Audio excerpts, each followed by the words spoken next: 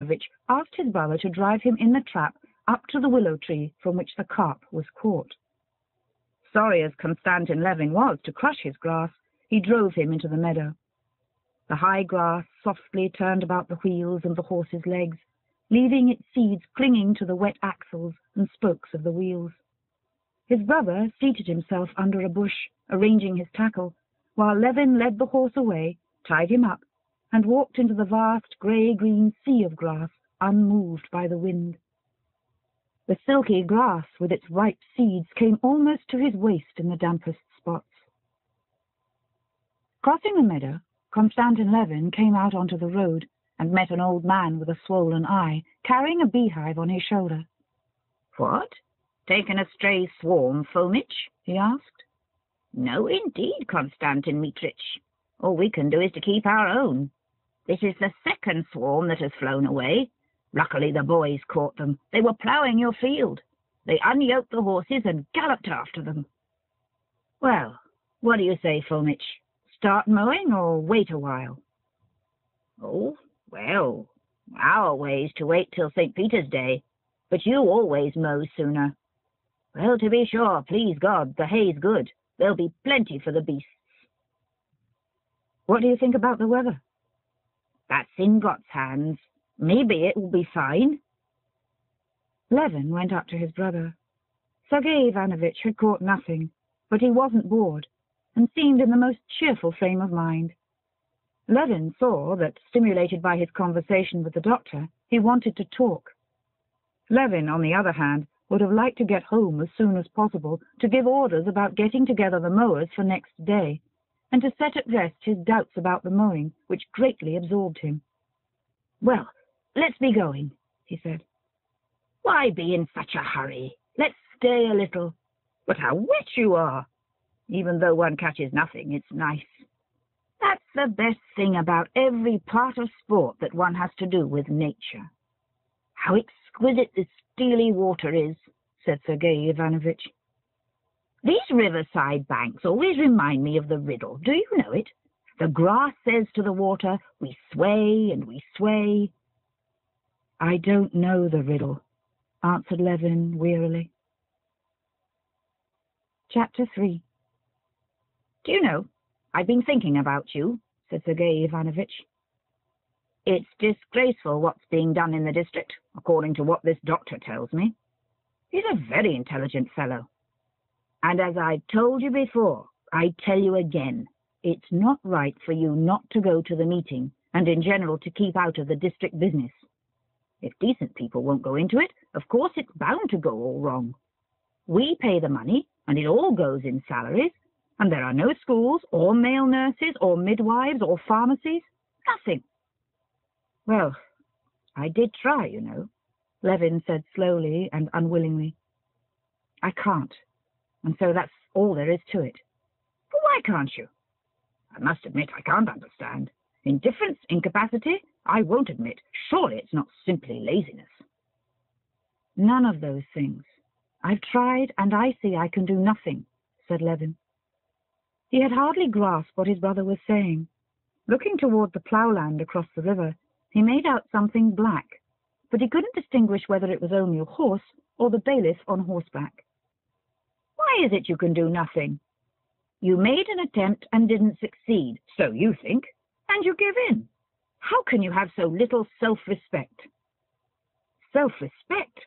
said Levin, stung to the quick by his brother's words. "I don't understand. If they told me at college that other people understood the integral calculus and I didn't, then pride would have come in. But in this case, one wants first to be convinced that one has certain qualifications for this sort of business, and especially that all this business is of great importance." "What? Do you mean to say it's not of importance?" said Sergei Ivanovich, stung to the quick, too, at his brother's considering anything of no importance that interested him, and still more at his obviously paying little attention to what he was saying. "I don't think it important. It doesn't excite me. I can't help it," answered Levin, making out that what he saw was the bailiff, and that the bailiff seemed to be taking the peasants off the ploughing. They were turning the plough over. "Can they have finished ploughing?" he wondered.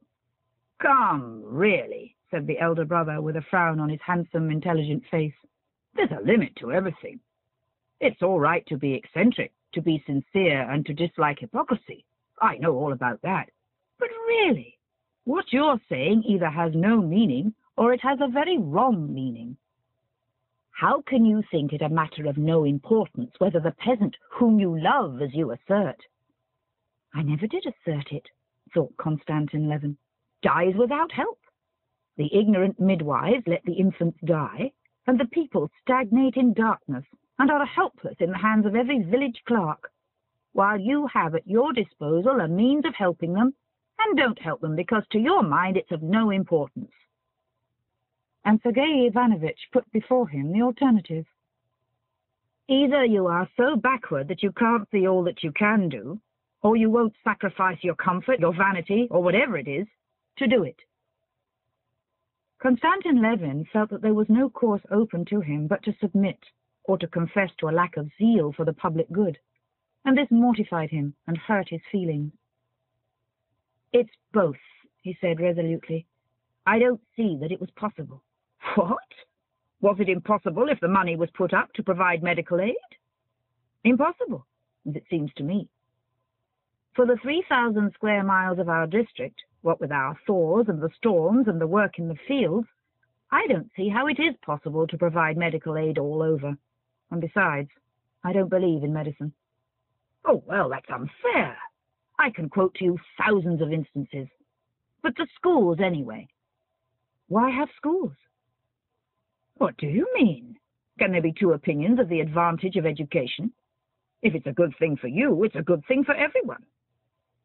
Constantin Levin felt himself morally pinned against a wall, and so he got excited and unconsciously blurted out the chief cause of his indifference to social issues. "Perhaps it may all be very good, but why should I worry myself about establishing dispensaries which I shall never make use of, and schools to which I shall never send my children, to which even the peasants don't want to send their children, and to which I've no very firm faith that they ought to send them," said he. Sergei Ivanovitch was for a minute surprised at this unexpected view of the subject, but he promptly made a new plan of attack. He was silent for a while, drew out a hook, threw it in again, and turned to his brother, smiling. "Come now. In the first place, the dispensary is needed. We ourselves sent for the district doctor for Agafea Mikhailovna." "Oh, well, but I think her wrist will never be straight again anyway." "That remains to be proved. Next, the peasant who can read and write is, as a workman, of more use and value to you." "No, you can ask anyone you like," Constantin Levin answered with decision.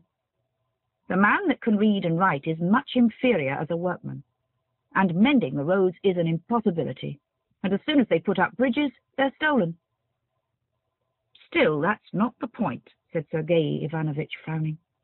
He disliked contradiction, and still more, arguments that were continually skipping from one thing to another, introducing new and disconnected points, so that there was no knowing to which to reply. "Do you admit that education is a benefit for the people?" "Yes, I admit it," said Levin without thinking, and he was conscious immediately that he had said what he didn't think. He felt that if he admitted that, it would be proved that he had been talking meaningless rubbish. How it would be proved he couldn't tell, but he knew that this would inevitably be logically proved to him, and he awaited that proof. The argument turned out to be far simpler than he had expected. "If you admit that it is a benefit," said Sergei Ivanovitch, "then as an honest man you cannot help caring about it and sympathizing with the movement, and so wishing to work for it." "But I still do not admit this movement to be just," said Constantin Levin, reddening a little. "What? But you said just now—" "That's to say, I don't admit its being either good or possible." "That you can't tell without trying it." "Well, supposing that's so," said Levin, though he didn't suppose so at all. "Supposing that is so, still, I don't see, all the same, what I'm to worry myself about it for." "How so?" "No. Since we are talking, explain it to me from the philosophical point of view," said Levin. "I can't see where philosophy comes in," said Sergei Ivanovitch in a tone, Levin thought, as though he didn't admit his brother's right to talk about philosophy. And that irritated Levin. But he felt at the same instant that what he wanted to say was unintelligible to his brother.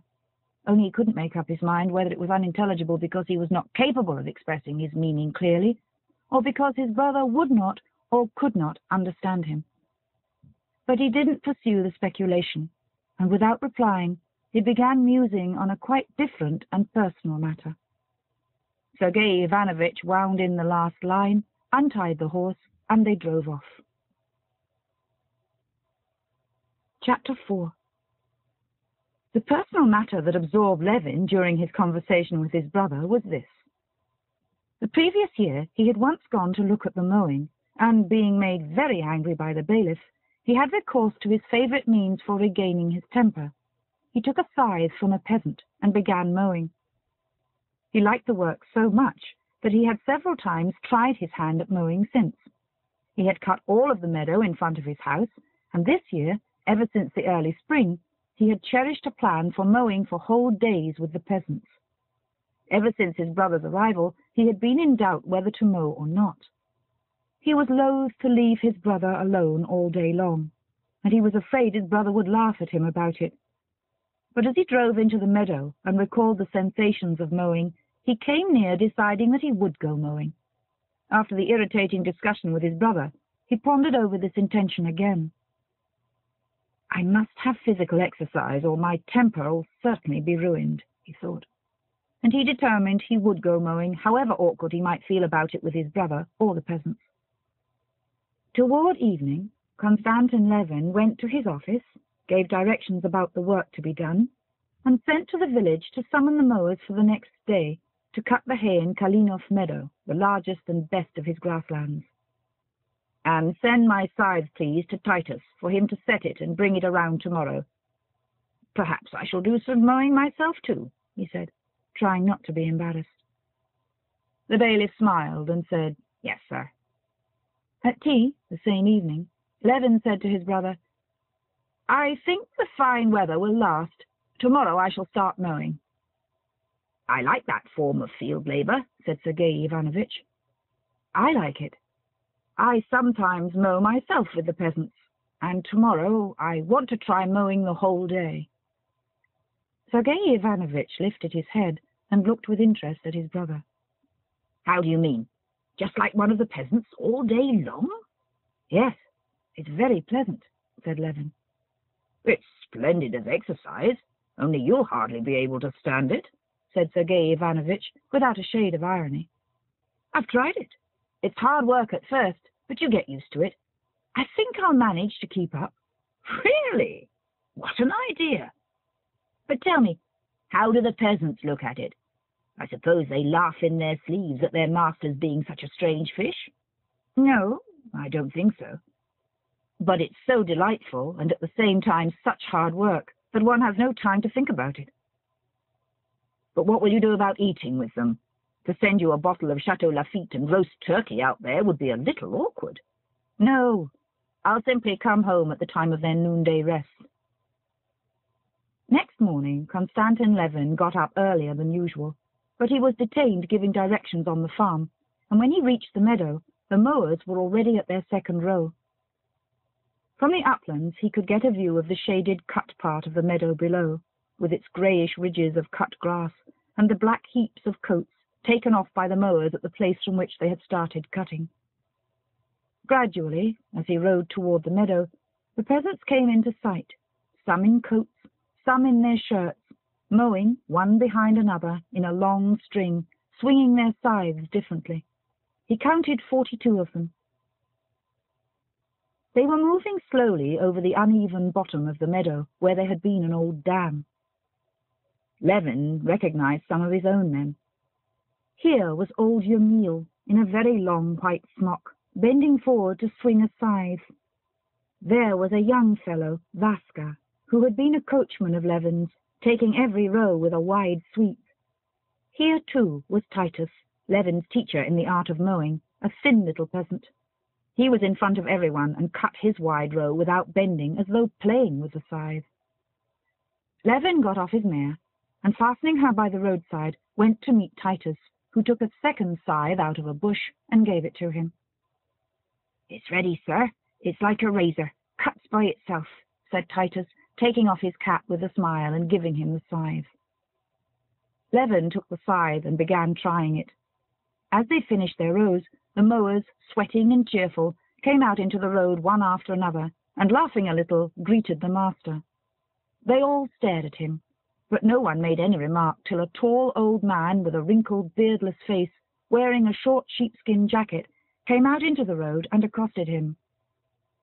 "Look'ee now, master, once take hold of the rope, there's no letting it go," he said, and Levin heard smothered laughter among the mowers.